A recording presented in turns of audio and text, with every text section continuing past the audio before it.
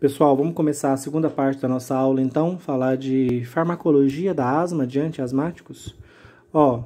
Asma é uma alergia. Cuidado para não cair na cilada de achar que porque ela é alérgica, de origem alérgica, eu trato com antihistamínico. Gente, a histamina que é meu problema aqui no pulmão, a histamina só iniciou a vasodilatação, agora ela já nem é mais a principal vasodilatadora, agora eu já tenho prostaglandina e prostaciclina.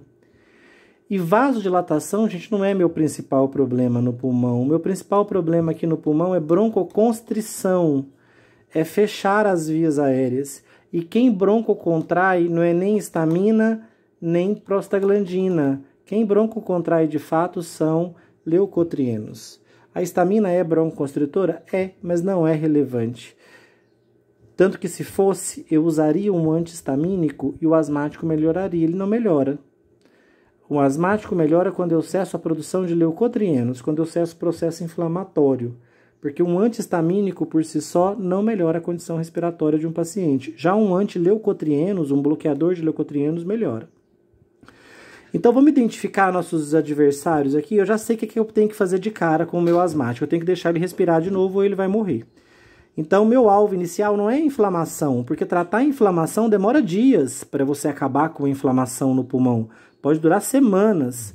Eu não posso me dar o luxo de virar para o meu paciente e dizer, olha, espera aí que nós vamos tratar a inflamação. Daqui a 3 dias você vai estar melhorzinho. Não, ele está sufocando, gente. Ele está sem respirar. Então, eu preciso fazê-lo voltar a respirar agora. Como é que eu vou fazer isso? Eu tenho que abrir os brônquios, eu tenho que broncodilatar. Ele está em broncoespasmo, ele está broncocontraído. Então, eu tenho que broncodilatar. E ele está cheio de expectoração, eu tenho que diminuir essa expectoração. Gente, quem é que são meus inimigos aqui? Quem são as moléculas que eu preciso combater? Espero que esteja claro para vocês que leucotrieno é problema, né? Leucotrieno C4 é problema porque ele está ligando no receptor cis-LT e está promovendo broncoconstrição e aumento da expectoração. Ele está ajudando a gerar a falta de ar e os sibilos. Então, impedir a leucotrienos de agir é um objetivo antiasmático. Quem mais é meu inimigo aqui? Acetilcolina. Ela também está se ligando no receptor colinérgico muscarínico e está promovendo broncoconstrição e aumento da expectoração. Ela também está dificultando a respiração. Leucotrieno e acetilcolina, eu quero inibir a ação deles. Quem pode me ajudar a fazer isso, gente? Eu posso trabalhar um antagonismo fisiológico da acetilcolina e do leucotrieno. Eu posso usar adrenalina, A adrenalina tem efeito oposto. Ela se liga no receptor beta-2 adrenérgico, que está presente aqui, na célula muscular do brônquio, e ela promove broncodilatação e reduz a expectoração. Gente, a adrenalina é tudo o que eu preciso num asmático grave. A hora que ele estiver sem respirar e eu injetar adrenalina nele, o bronco dilata. O bronco dilata imediatamente. E a expectoração diminui, a passagem do ar volta a acontecer, o ar chega nos alvéolos, a troca gasosa acontece, o oxigênio entra na circulação, o gás carbônico vai embora na expiração. Então eu preciso de adrenalina. Durante muitos anos, gente, eu usei a própria adrenalina para promover broncodilatação e para reverter o broncoespasmo no asmático, para fazê-lo voltar a respirar. Só que lembra dos efeitos da adrenalina no coração? Ela promove uma taquicardia muito violenta. Então eu tenho que ser cuidadoso, porque essa taquicardia induzida pela adrenalina pode ser inclusive fatal. Muita gente morreu, viu? Historicamente, muita gente morreu usando adrenalina para reverter broncoespasmo, para broncodilatar. Hoje, nós não usamos mais adrenalina, né? Hoje nós usamos agonistas da adrenalina, agonistas farmacológicos. Quem são esses fármacos? Fármacos que se ligam no mesmo, se é agonista, liga no mesmo receptor que a adrenalina, no mesmo lugar. Quem são os agonistas beta-2 adrenérgicos, que se ligam assim como a adrenalina no receptor beta-2 adrenérgico, nos pulmões, na musculatura dos brônquios e bronquíolos, promovendo broncodilatação e diminuição da expectoração. Quem são esses fármacos? Minha primeira escolha no tratamento do asmático são agonistas beta-2 adrenérgicos. Agonistas adrenérgicos, agonistas da adrenalina, copiam a adrenalina. Onde? No receptor Onde se ligam esses agonistas? No receptor beta 2 do pulmão, que é onde a adrenalina se liga. Então, eles se ligam no mesmo lugar que a adrenalina e tem o mesmo efeito. Ou seja, eles mimetizam o estímulo adrenérgico, broncodilatador imediato. Então, de cara, há uma broncodilatação e redução da expectoração, tá? Pode acrescentar, e redução da expectoração. Quem são esses fármacos, gente? Eu tenho fármacos que agem rapidamente, de ação curta. Todos agem rápido, mas tem uns que a ação deles é mais curta e outros a ação é mais longa. De ação curta, nós temos salbutamol e fenoterol. De ação longa, nós temos salmeterol e formoterol. Esses aqui agem por horas. Pode agir por 12 horas ou mais. Esse aqui tem um período de ação mais curto, né? Inferior, na casa aí de 3, 4, 6 horas. Depende um pouco também da farmacocinética, né? do paciente. Os asmáticos, gente, como eles podem broncocontrair a qualquer momento e parar de respirar, por segurança, um asmático anda para o resto da vida dele com esse medicamento a tiracolo. E como ele tem que ser, para ele fazer efeito rápido, né, para essa pessoa voltar a respirar, ele tem que ser injetado direto no pulmão. Como é que eu vou fazer isso? Não vou pegar uma agulha e enfiar no peito do indivíduo e injetar isso direto no pulmão. Esse medicamento ele foi desenvolvido, então, numa forma gasosa, inalatória.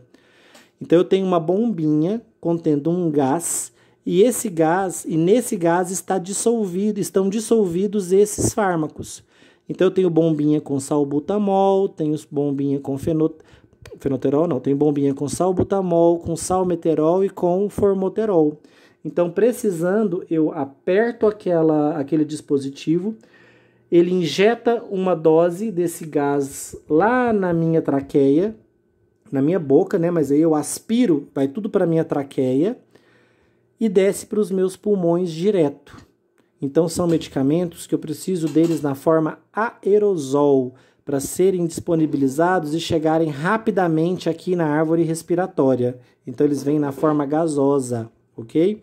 Então, são fármacos gasosos, eles estão dispersos em um gás. Esse gás conduz eles, injetado, né, na nossa boca.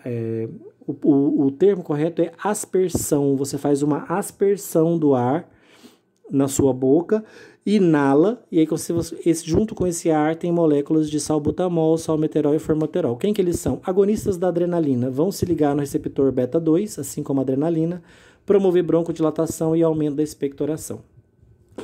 Ah, professor, eles promovem taquicardia também? Sim. Sim. Né? Quem tem um filho asmático, já foi asmático, sabe que logo depois de fazer o uso de uma bombinha contendo agonista beta 2 adrenérgico, você até nota a blusa da pessoa tremendo, de tanto que o coração acelera. Eles oferecem risco cardíaco, sim, mas inferior ao da adrenalina, tá? A adrenalina provoca uma taquicardia muito reflexa, muito mais potente do que os agonistas beta 2 adrenérgicos. Ainda assim, o uso deles deve ser cuidadoso, porque eles também provocam taquicardia.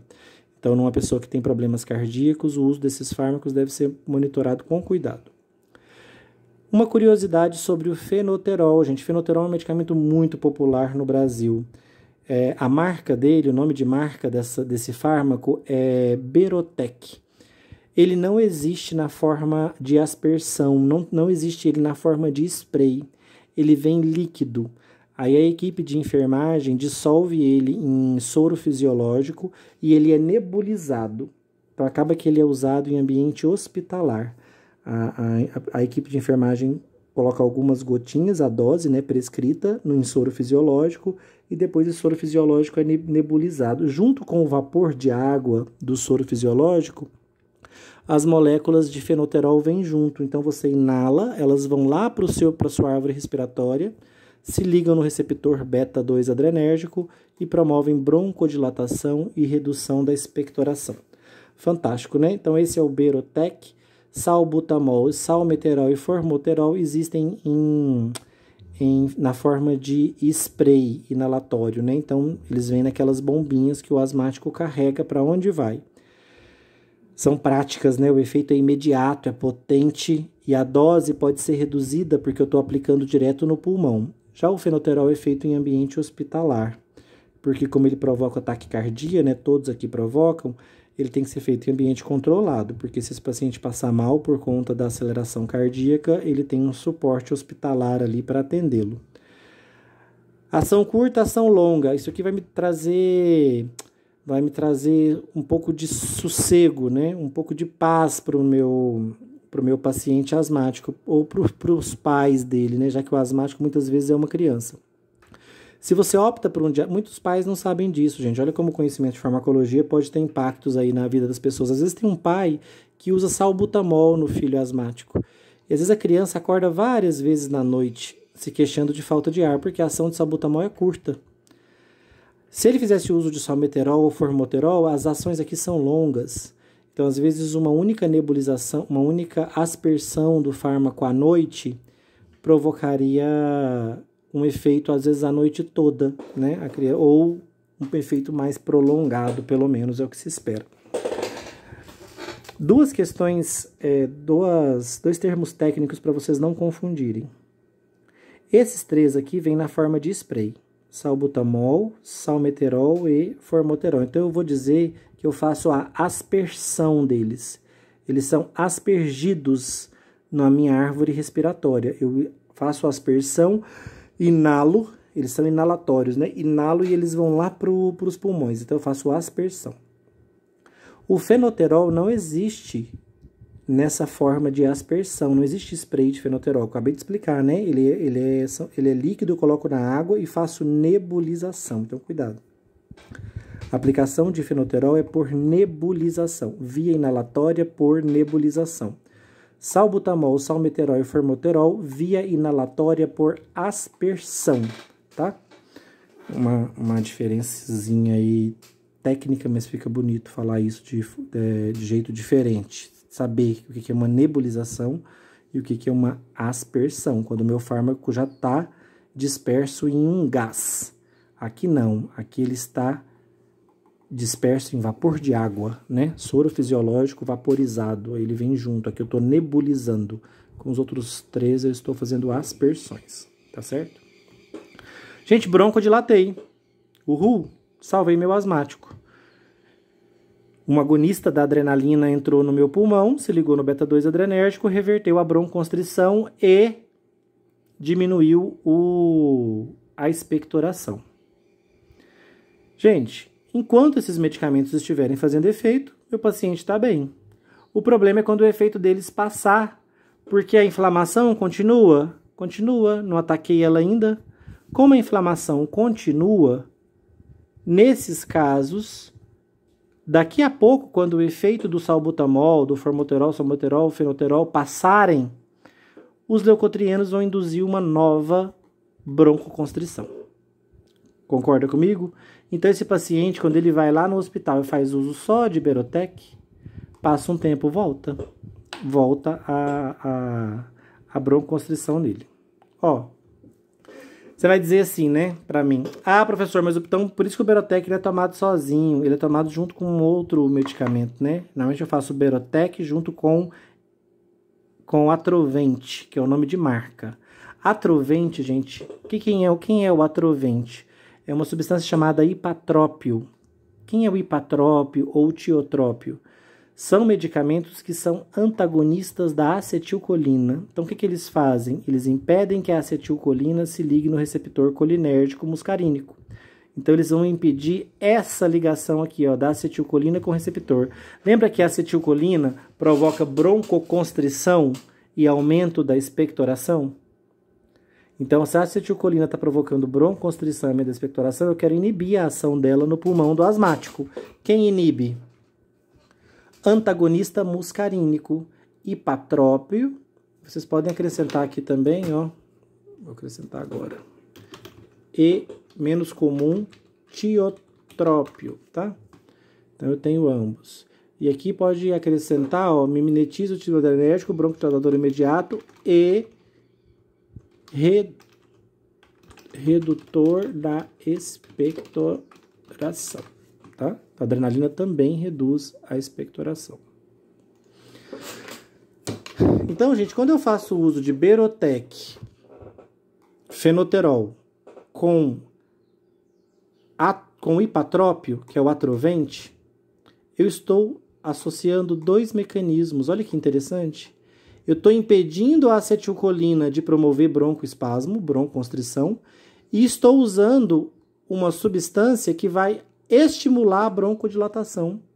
Então, eu estou abrindo o pulmão desse asmático, abrindo no sentido de broncodilatando, abrindo a árvore respiratória, tornando ela mais espaçosa, né, para que o ar possa fluir com mais tranquilidade até os alvéolos e a troca gasosa voltar a acontecer. Eu estou fazendo isso por duas vias diferentes. Muito interessante, né? Estou impedindo que a acetilcolina broncocontraia e ainda estou usando uma substância que broncodilata. Então, o fenoterol broncodilata e o hipatrópio não deixa a acetilcolina broncocontrair. Estou somando dois mecanismos broncodilatadores e redutores da expectoração, porque o hipatrópio e o tiotrópio, eles inibem a expectoração e broncoconstrição mediadas pelo estímulo colinérgico, ou seja, por acetilcolina. Então, eles bloqueiam o sistema nervoso autônomo parasimpático, o estímulo parasimpático. Eles bloqueiam o estímulo parasimpático, que é mediado pela acetilcolina. Você deve estar pensando, então quando eu tomo Berotec, fenoterol com a atrovente, eu estou promovendo broncodilatação e redução da expectoração, porque um faz isso diretamente, o outro inibe a acetilcolina. Então, ao inibir uma substância que é broncoconstritora, eu estou indiretamente promovendo broncodilatação. Tá certo? O hipatrópio, gente, ele também vem na forma líquida. Ele também é gotejado em soro fisiológico junto com o Berotec, que é o fenoterol. E aí a equipe de enfermagem prepara um material para inalação, né? E aí você faz um equipamento para você fazer a inalação. Então, quando você está inalando o Berotec mais atrovente, você está inalando, na verdade, fenoterol, um agonista beta-2 adrenérgico, e hipatrópio, um antagonista muscarínico. Eu tinha muita dificuldade de saber quem era quem. Uma dica, viu, gente? Porque tem farmacêutico aí, até enfermeiro, que forma conhecendo o nome de marca. Isso é loucura, tá? Você não aprende que fenoterol é Berotec, não. Você aprende fenoterol. Porque senão você chega lá no seu hospital e tem uma prateleira na sua frente lotada de fenoterol. E você fica lá procurando Berotec. O seu hospital não compra a marca Berotec. Ele compra fenoterol genérico. Então tá cheio de fenoterol lá na prateleira e você lá, igual um palhaço, procurando Berotec. Então cuidado, o profissional da saúde conhece o nome do fármaco, tá? Vez ou outra a gente associa o nome do fármaco ao nome de marca quando o uso tradicional é muito impactante. Aqui nesse caso né? Se eu falar fenoterol e hipatrópio para vocês aqui, vocês nunca imaginariam que é a famosa dupla Berotec atrovente, tá? Como é que eu sei quem é o Berotec e quem é o atrovente? A minha regrinha é assim, gente, que eu desenvolvi para não gerar confusão. Hipatrópio começa com vogal I. Ele é o atrovente, que também começa com vogal. Berotec, que começa com B, consoante, é o fenoterol, que começa com F, também uma consoante. Então é assim que eu fiz para saber quem é o Berotec e quem é o atrovente na dupla, né? O fármaco de cada uma dessas marcas tão famosas. Os mais atentos já devem ter se ligado numa coisa. Fala, eita, professor, se eu vou num hospital, então, e faço fenoterol e hipatrópio nebulizados, vai ser super efetivo. Eu vou broncodilatar e vou diminuir a expectoração. O paciente vai melhorar a respiração na hora. Fato. Mas o mais atento já deve ter percebido que fala, eita, mas se eu fizer só isso e voltar para casa, eu tratei a inflamação? Eu parei a produção de leucotrienos? A hora que o efeito dessa dupla passar, o que vai acontecer com o pai dessa criança? Ela vai broncocontrair de novo, lá vai ele com esse asmático de volta para o hospital. O que faltou nessa terapêutica aqui, gente? Faltou parar a inflamação, tá certo? Faltou parar a inflamação. Como é que eu paro a inflamação, gente, nos pulmões? Com anti-inflamatórios esteroidais, anti-inflamatórios na forma de aerosol. Nós já vimos anti-inflamatórios esteroidais na nossa última aula, né? Penúltima aula, vocês viram lá betametasona, dexametasona, prednisona, prednisolona, cortisona. Todos esses fármacos são anti-inflamatórios esteroidais. E lá vocês viram que eles são preferencialmente usados na forma de cremes, comprimidos e injetáveis. Para tratar a asma, como é uma doença pulmonar, eu preciso de anti-inflamatório esteroidal aerosol. Só tem 3 que a gente usa no Brasil como aerosóis, principalmente a budesonida, anti-inflamatório esteroidal, fluticasona e beclometasona. Esses 3 são anti-inflamatórios esteroidais na forma spray, aerosol, que eu consigo fazer a aspersão desse fármaco e o ar que carrega ele, né, o gás que carrega ele, entra pelas minhas vias aéreas e vai parar na minha árvore respiratória, no meu trato respiratório inferior, brônquios, bronquíolos, alvéolos, e aqui promove o fim do processo inflamatório. Vocês devem se lembrar lá de anti-inflamatórios esteroidais, gente, o fato deles serem aerosóis não muda o mecanismo de ação deles, não. É o mesmo jeito que nós já vimos lá nos anti-inflamatórios esteroidais. Lembra que eles são poderosos bloqueadores da inflamação, porque eles têm um mecanismo de alterar a expressão gênica das células? Com isso, gente, a cascata do ácido araquidônico fica toda bloqueada. Quando eu uso anti-inflamatório esteroidal, eu paro a produção de PGE, PGI e de leucotrienos. Por quê? Porque a quantidade de COX, de LOX e de fosfolipase A2, as enzimas da cascata do ácido araquidônico, ficam reduzidas. O que mais? Eu reduzo o número e atividade de células do infiltrado inflamatório. Olha que fantástico, esse fármaco vai diminuir a quantidade de linfócitos, a quantidade de eosinófilos, de mastócitos que estão aqui, ó, mastócitos e macrófagos que estão aqui presentes no tecido pulmonar. Diminui o número, diminui a ativação. E olha o que mais que eles fazem, que interessante, eles diminuem a responsividade do mastócito. Esse mastócito passa a desgranular menos, eles dificultam a desgranulação dos mastócitos. Ou seja, gente, eles fazem tudo o que eu preciso para parar a inflamação no pulmão. Tudo.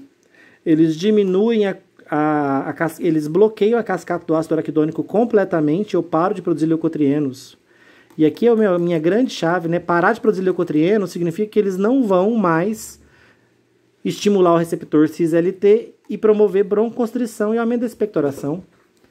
O grande promotor de broncoconstrição são os leucotrienos. A acetilcolina só contribui quando o nervo vago está liberando acetilcolina, mas o grande broncoconstritor é leucotrieno. Então, parar a cascata do ácido araquidônico, parar a produção de leucotrienos, parar a produção de prostaglandina e prostaciclina vai ter efeito broncodilatador, vai reduzir a expectoração, vai diminuir o edema no pulmão. Então, gente, o uso de anti-inflamatórios esteroidais na forma aerosol, eu vou dizer que eles tratam o pulmão, fazem um tratamento do pulmão da causa da asma. Então, estão acabando com o infiltrado inflamatório.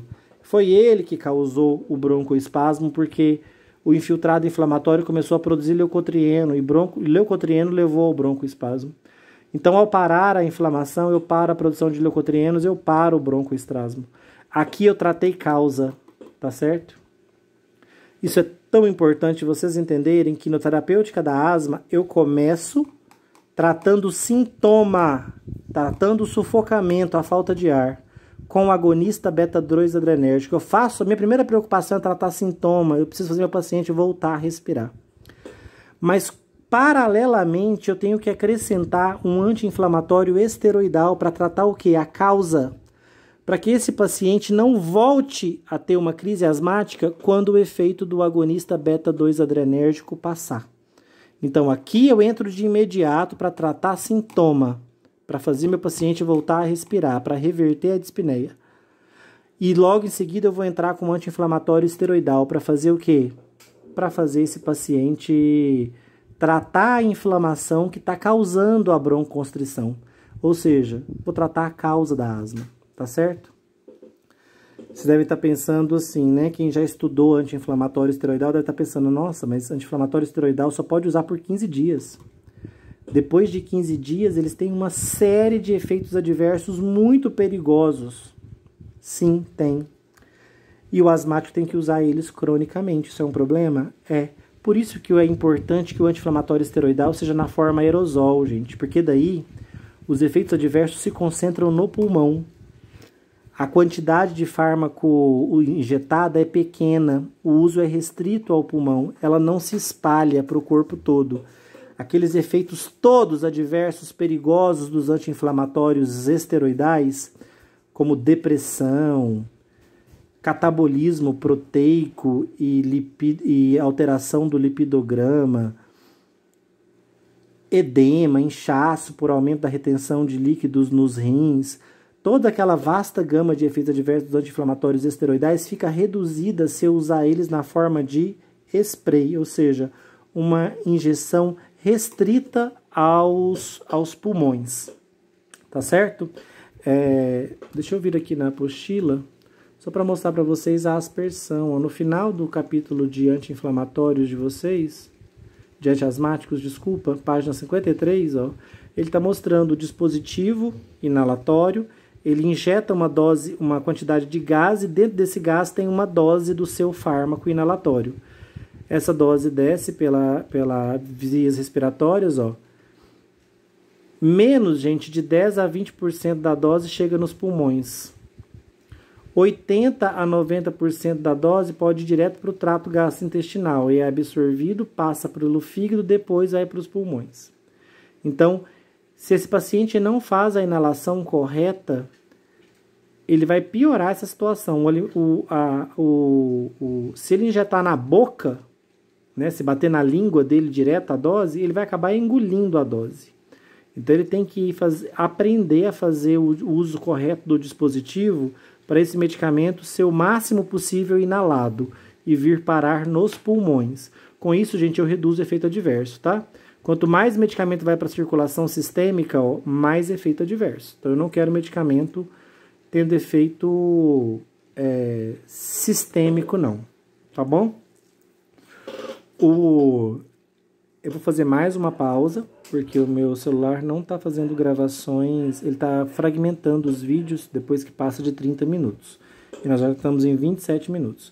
Acabamos de ver, gente, o coração do tratamento da asma. Eu vou fazer um outro vídeo agora curtinho, só para a gente finalizar. Quer dizer, eu vou tentar finalizar aqui mesmo, vamos ver se vai dar certo. Ó, agonista beta-2 adrenérgico para voltar a respirar. Antagonista muscarínico, uma associação famosa aqui no Brasil, porque é barata, tá, gente? Não é porque é boa, não, é porque é barata. Fenoterol e ipatrópio por nebulização são baratos. Esses outros que usam a bombinha, o salbutamol, o salmeterol, formoterol e os anti-inflamatórios esteroidais aerosóis são caros, tá? Medicamento de alto custo. O SUS tem que subsidiar para algumas pessoas, mas vive faltando.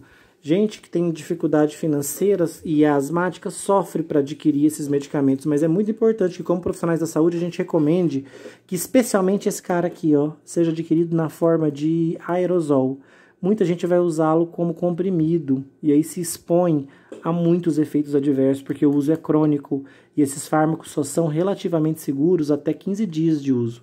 Passou disso, a quantidade de efeitos adversos é muito grande. Vocês vão relembrar esses efeitos adversos lá na aula de anti-inflamatório esteroidal. Vai de depressão até inchaço, a catabolismo proteico, desregulação do lipidograma. São fármacos, né, com bastante impacto. Em crianças, então, atrapalham o crescimento, ok? Então, criança não, que é justamente o paciente asmático, não pode ficar usando esse medicamento aqui em grande quantidade por período crônico, de forma nenhuma, vai prejudicar o crescimento, vai prejudicar o desenvolvimento da criança. Que mais que eu posso fazer, gente? Essa é uma classe chamada antagonistas dos leucotrienos. É mais recente. O que os antagonistas dos leucotrienos fazem? Eles bloqueiam a ligação do leucotrieno no receptor cis-LT. Então, eles revertem também a broncoconstrição mediada por leucotrienos, impedindo a sua ligação ao receptor cis-LT. Tá joia? Então, são medicamentos que impedem. Ó, Montelukast e Zafirlukast são antagonistas dos leucotrienos. Eles não deixam o leucotrieno ligar no receptor cis-LT. Então, olha que diferença, ó. Como o anti-inflamatório esteroidal é mais poderoso, ele não deixa, ele faz o pulmão parar de produzir leucotrienos. Ele mata o problema na raiz. Esses aqui não, o leucotrieno já está produzido. Eles não estão deixando o leucotrieno ligar no seu receptor. Eles bloqueiam a ligação do leucotrieno no receptor cis-LT, aqui no músculo liso do brônquio, promovendo broncoconstrição. O leucotrieno promove broncoconstrição, né? O montelukast e o zafirlukast, quando bloqueiam essa ligação, eles promovem broncodilatação, tá? Revertem a broncoconstrição, promovem broncodilatação. Que mais que eu posso usar na asma? Gente, tudo começou lá atrás, quando o meu alérgeno se ligou no IgE, não foi isso? No mastócito. A ligação do alérgeno no IgE fez o meu mastócito desgranular e começar todo esse problema inflamatório no pulmão. Por isso, desenvolveram um anticorpo anti-IgE. O que esse anticorpo faz? Ele se liga na IgE. E como ele liga na IgE, ele bloqueia ela. Não deixa a imunoglobulina se ligar no alérgeno. Com isso, gente, o mastócito não desgranula. Ou seja, praticamente a cura da asma, não é não? Se eu bloqueio as IgEs no meu mastócito, pensa um alérgico que vai cheirar uma flor, ele vai inalar pólen. O pólen entra, liga no IgE do mastócito, o mastócito desgranula, tudo isso aqui começa a acontecer. Vai terminar em broncoconstrição. O simples cheirar uma flor para o asmático pode terminar numa broncoconstrição e aumento da expectoração violentos e ele parar de respirar. Se as IgEs estiverem bloqueadas por um anticorpo anti-IgE, o pólen não se liga. Então, o mastócito não desgranula e todo o evento asmático não acontece. Gente, lindo demais, né? Falo, nossa, professor, por que você deixou para o final? Mais interessante. Posso usar isso aqui em alergia de pele também, para bloquear meus mastócitos? Posso demais. Uso o anti-IgE, ele bloqueia os meus mastócitos periféricos também, fora do pulmão. Inclusive, pode reverter alergias cutâneas, né? Bloquear a hiperresponsividade desse mastócito. As IgEs ficam inibidas. Nem tudo são flores, né, gente? Esse fármaco é caríssimo. Tá? Isso aqui é um anticorpo monoclonal, isso aqui é produzido por tecnologia de DNA recombinante. São fármacos de custo muito alto. Para vocês terem noção, uma injeção de anticorpo monoclonal, eles são injetados. Ela vai te proteger durante 15 dias. Então, o asmático, para ele ficar protegido contra essa desgranulação excessiva dos mastócitos, ele precisa tomar 2 injeções mês de anti-IgE, para manter as IgEs dele sempre bloqueadas. Assim, mesmo que alérgenos entrem no pulmão, o mastócito não desgranula, porque ele não liga no alérgeno, a IgE está bloqueada. Esses anti-IgEs, vou mandar um vídeo para vocês sobre isso, né? Cada injeção dessa, gente, custa na casa de R$ 2.500. Então, é um tratamento que custaria mês aí, com 2 injeções, R$ 5.000. Então, é um tratamento limitadíssimo, né? A uma população